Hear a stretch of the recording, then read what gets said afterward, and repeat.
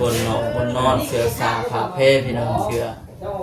ยังจัดชมคนบนถนนมาเบาเรียไปชื่อ แม่ ได้ ลูก แต่ จะ เรื่อง ยืดขึ้น มันชื่อทำไรเอาเขาตูเลยนะ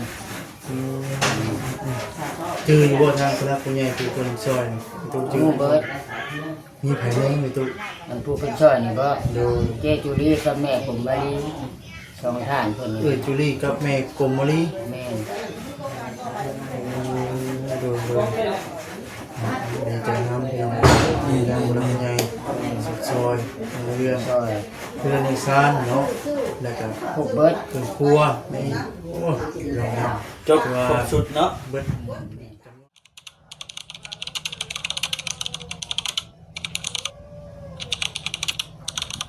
พี่น้องเลยเปิดภาพเปิดคลิปมาที่หน้าบ้านหน้าเฮือนเมตูแก้วเพิ่นพี่น้องเนาะเพราะฝนกำลังสิตกพี่น้องเอ้ยลมฝุ่นเอาแนมไปถ้าฝุ่นเปิดกล้องไปก็เลมอิ่มอยู่เป็นศาสตร์เป็นสายลงไปพี่น้องเนาะลมมาก่อนบ่จากที่เบิ่งกันในโทรศัพท์เพิ่นแจ้งมาเมื่อกี้นี่ก็เติบหนึงพี่น้องเนาะ86%เปอร์เซ็นต์ฝนมื้อนี้นะ ถือว่าเติบจะว่าสิห้ามมันบ่คำกับบ่สรีจักขากลับนี่ย่านอยู่เด้อเบิ่งอ๋อเด้อแห้งบาดสร้างมันสิเทนี่ตื่มฝนตกลงมามันสิบดเจือนเบิดบ่ สร้างมันสิเทกันเจือนกันเปื้อนเนาะเทกันเปื้อนอันบนน้ำก๊อกนี่พี่น้องเทแล้วก็มุ้งเฮ็ดอันนี้แม่นเรียบร้อยบัดสำเร็จบัดนี้เนาะมีแต่ถ่าเจ้าของเรื่องเพิ่นขึ้นมาอยู่อย่างเดียวเจ้าคือว่าปิดจ็อบมื้อนี้ก็ว่าแม่นพี่น้องเอ้ย เอาเงินหับเงินมื้อนี้เลย ทุกงานแล้วเลยเนาะงานแล้วหับเงินรู้แล้วบัดนี้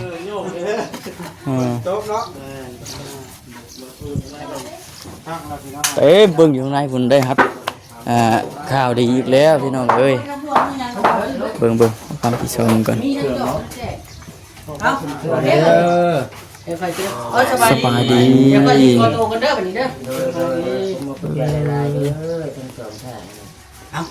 โอเคไปดีเด้อ โดย เร็วแล้วบ่โดยต่อได้ไหม ต่อเลยแล้วบาทนี่ ไปยินดีนะป้าแก้วเลยนะ แม่น โตก็เครื่องของเต็มห้องแล้วก็คือตัวใดบาทนี่เนาะ จันโจเข้ามาเลยแล้วบัดนี้เนาะ ตู้เจ้าว่าฝนสิตกบ่มื้อนี้ ตก ใครว่าบ่ตกว่าเด้ แรงตก ตกบ่ ตกความแห้ง โดยสบายดีแม่ตู้ อันนี้ผ้าพรมเพิ่นให้ซื้อมาเมื่อคืนเดือน อันนี้ได้ พูดแล้วว่ามึงขึ้นกันบ่ ทางบ่าวลีเพิ่นแจ้งแล้วบ่ บ่าวรีบ่าวสามค โอ้เพิ่นแจ้งแล้ว 3ค ำว่าจะถามอยู่ข้างหน้าก็ลืมได้ยินเพิ่นว่าอันชุดก่อนเพิ่นบ่ บ่าวเช้านี่นะ โอ้มื้อเช้า โย นี้ กค่อยแน่นะกับอันลุงคำดีเนี่ยค่อยเพิ่นว่าเราโยกแล้วยังบ่ได้พอก็บ่รู้ ก็สิแม่นมือสามคำนี่แหละเนาะมือดีเด้ ำมือ3คำ แม่นมื้อนี้ครับนี่อีกคือมื้อวันพานี่นะ เป็นมือเป็นเดือนทางในตู้สิ่งของนี้ครบเนาะพี่น้องเนาะในการเป็นเรือนเป็นซ่านเป็นที่รับที่นอนมีผ้าปู ตัวนี้สองถุง พวกผ้าเพเนาะน้ำว่าในอุปกรณ์เครื่องขึ้นที่สร้างเลยเนาะมีไฟโซลาร์เซลล์น้ำเนาะ แม่นช่วยได้ช่วยช่องนั้นติดตะไคร้อันนึงติดอันนึง ติดทางหน้าเรือนเนาะ แม่นเลย โซลาร์เซล โซ ล์ ลาร์เซลล์ โดย โอ้ เราซื้อให้อันห้อยเสื้อที่คนซื้อไปเอาเพิ่มพวกนี้อันห้อยสิแดกใส่ถุงมันละเหม็นโบกที่ใส่นะ มันมีกลางบ่ บ่ได้มีเลยอ่ะ มันเสียตากแล้ววันนี้เนาะ ลมไทยได้จะรู้ มันตรงตาเนาะ ใกล้จะได้ขึ้นเครื่องนี่สินอนรับอยู่บ่ตู่ มันเมื่อยได้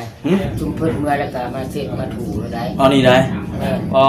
เพิ่นให้เพิ่นถ่ายอหย่างนะ พอง่ายๆก็ช่างๆเพิ่นเมื่อแล้วเฮาก็มีแต่เมียนเก็บเครื่อง มา ก่อน เช็ดแม่นเด้อ ตัวใดมันหกเพื่อเฮาก็เก็บ กวาดเนาะ น้ำเช็ดอหย่างนะบ่อยากให้เพิ่นถ่ายนะ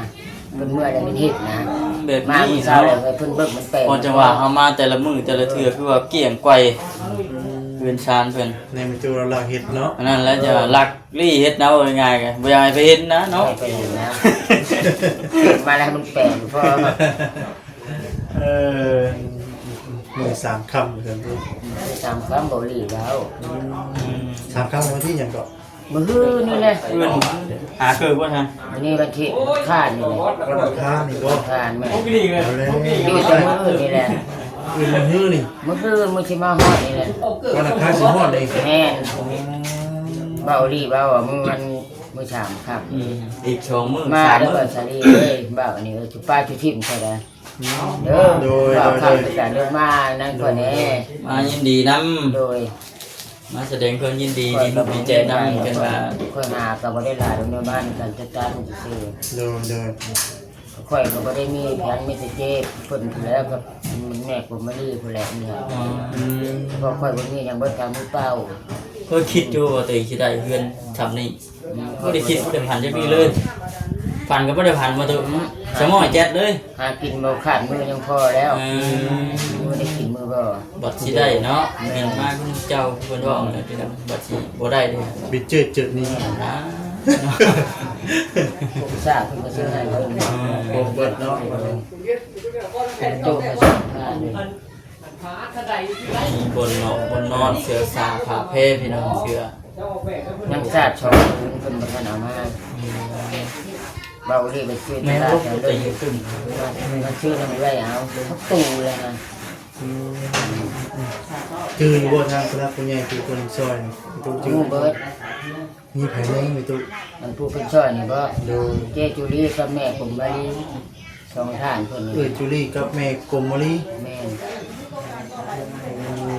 โดยดีใจน้ำพี่น้องนี่ทางผู้ใหญ่สุดซอยเรื่อง ช่อย เพื่อนในซานเนาะแล้วก็ พวกเบิด เครื่องครัวนี่โอ้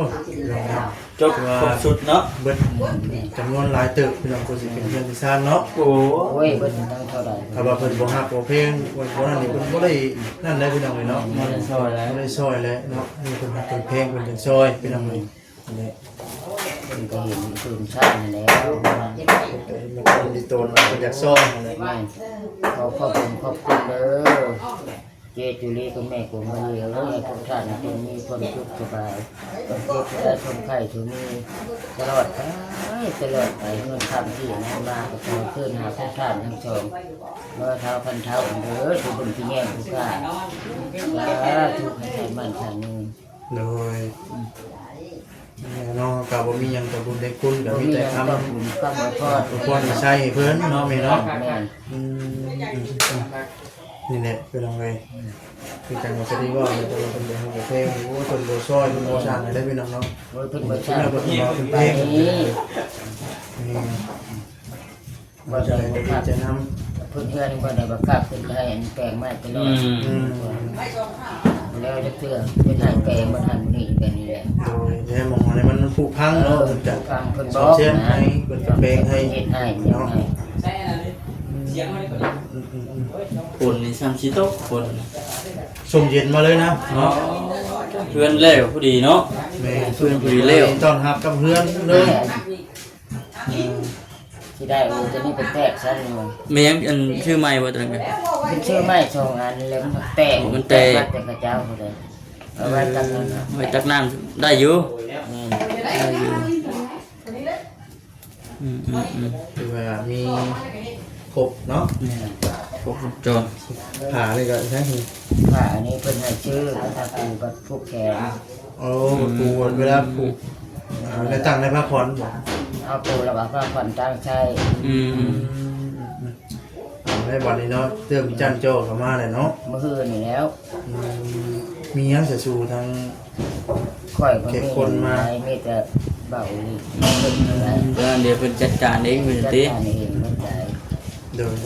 มีแต่หนึ่งเขาน้ำได้ไว้เนาะ ข้าวแม่ค่อยมีกระตุ้นออกการจัดตั้งก็ค่อยนะต้องเพิ่มทางโมแห้งนะผู้ชายผู้ใหญ่มีคนก็ แต่ว่าเรื่องใน เป็น ยู พิ นิ ธี ในกินที่ทางบริเนาะ ทำเพิ่นเบิร์ดเจ้เบิร์ดไหน ดูทางเราเป็นไง ก็มีงานก่อน เดี๋ยว ได้ก็สิได้จะใกล้ทุกแข่งทีเดียวแล้วใกล้ทีเดียว เดี๋ยว ใกล้ก็พักก่อนนะ เดี๋ยว ว่าแจ้ก็ได้เดี๋ยวมี คักเป็น เดี๋ยวเนาะ ได้สร้างที่ว่า จามเป็นตัวเพื่อน เป็นชานขึ้นอยู่เรียบร้อยแล้วหาเฮ็ดเวียกแล้วบัดนี้เฮ็ดเวียกหยังเด้แม่ตู่บัด หน่อยว่าเฮ็ดอยู่ทำชีนั่นน้ำพักก่อนหาพวกพัก กลัวพักก่อนบ่ สีปลูกพัก ที่พวกพักก่อนนะ สีมีแผนการปลูกพักบัดนี้ ได้จะคาดนี่แหละหานว่าน้ำเบาอีก อยากได้คาด อยากได้คาดโอ้ เราได้สร้างหญ้าเนาะ อ้าวว่าไอ้พวกเขาเชียร์แล้วก็ หม เชีย ก ร์ จกแต่มีหรือว่าหมกจก บ่ หมกจกแต่ท่านมีอยู่ บ่มีอย่างนี้มีแต่เสียงน้อยนั่นเลย จะเอาเสียมซ้อเอา เสียงหาหน่อไม้เนี่ย ได้อยู่แบบนั้น อย่างไร มา ยังจก ยืมได้ยังมื้อนี้ก็ ยังจกกับคาด ยืมได้อยู่เอาคุดมีหยังมีหยังก็ดี ก็ได้สร้างหญ้าว่าซั่นติ เข่งกันย่อเอามันเฮ็ดน้ำช่วยกันนะ เออ มันไปนะบ่ได้โน่นคิดคุดลมนะไปมาทหารอยู่ก็ได้บ่มากเขาเว้า อืม เอาให้ยืนนี่มันแล้วเขาว่าน้ำหลังเป็นบทเรียนนะ อืม บ่มีอะไรอยู่สมมุติ โอ้ บาทเลย มาเลยประตูเอ้ย เนาะ มาเลยผลมาแล้วเอาเดี๋ยวจะออกไปรอข้างนอกก่อน จะละลายสักทุ ใช่เนาะ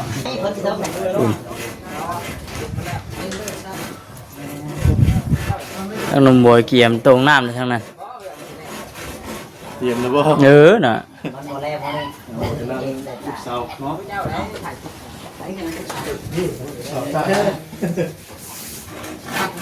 ได้เบาดิ บ่ได้บ่จะมาทำเบิ่งสิแล้วจะมานี่แล้วทำมาเบิ่งหาเพื่อนดูว่าได้บ่เชนเพิ่นบ่มาจะหน่อยเรามีผู้บ่าวในที่เราผู้ชายเจ้าเนาะสั่นข้าวดี จังว่าเลิกกันได้ค่อยกับรู้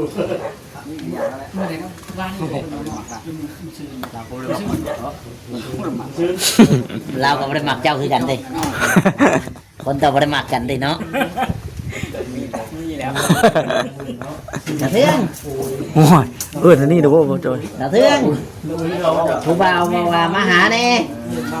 ผู้บ่าวให้มาหา เพราะว่าเป็นคนตั้งแต่พ่อแต่แม่เพิ่นเนาะ ว่าหมอกขนัวมาแล้วปู่ปอมหมอกขนัวมาเลย หาแพนรถเฮาบ่ซะลิ แต่ว่ามุ้งสี่ใส่หางลิ้นหนึ่งเด้ โอ้ยลงเอากันเอากันเบิ่ง ไม่แขวนด้วย เอาว่ะ ได้บ่ครับ โอ้เสือกับตะป้าหันซับ ให้มันอาบน้ำแน่ โอ้เสือยังไม่ตบอยู่ ฝนตกเลยพี่น้องเนาะบ่เวียงเฮ็ดหยังกันน่ะอ๋อปอดตุ๊ฝนสิตกเลยได้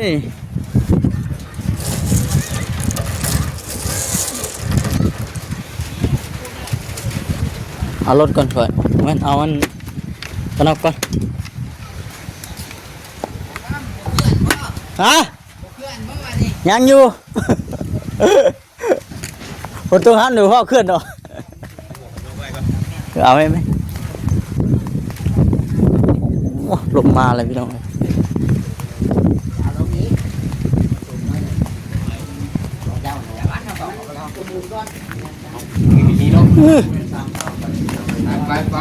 เพิ่งเฮือนไม่ตู้แก้วอีกแล้วสุดฝนอีกแล้วบ้านบรรชวนสบายดี มาสวดจะมาสวดมาสวดไหม ทุกคน มาแล้วพ่อ มาสวดไหนเด้อ ฮะ เอาเพียงมาแล้วพ่อ นี่ มา นะ แล้วพ่อเจ้า มาเด้อ ไปได้ยันผุดกทำมือ เปิดมันตกไปเอาเชือกจะมาให้นะเรียนเชือกจะเปียก กันไปก็ได้ เจออะไรเนาะ ไปเด้มีแต่ว่าถ้าเมืองบุรีคุณยายเพิ่นให้คำตอบมาอีกเท่านึง โดยเอาคำตอบ พ่อก่อนก็บ่ได้เนาะ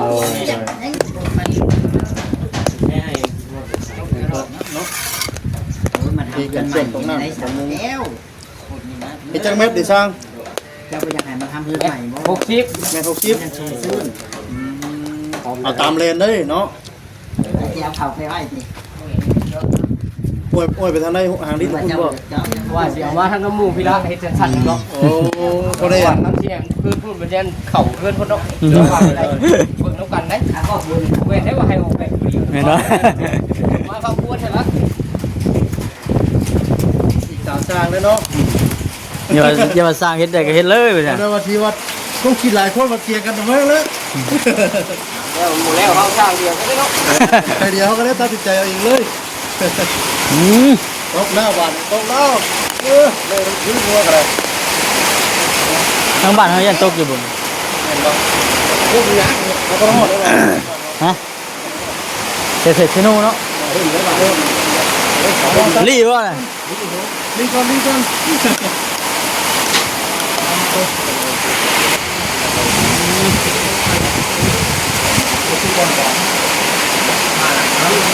โอ้โหน้ำตรงแล้ว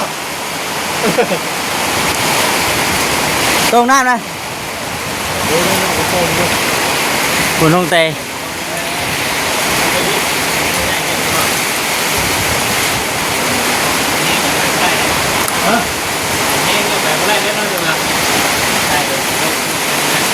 ไม่ได้ยินนะบักคำไปสิจบคลิปก่อนพบกันคลิปหน้าคลิปใหม่เดี๋ยวเนาะ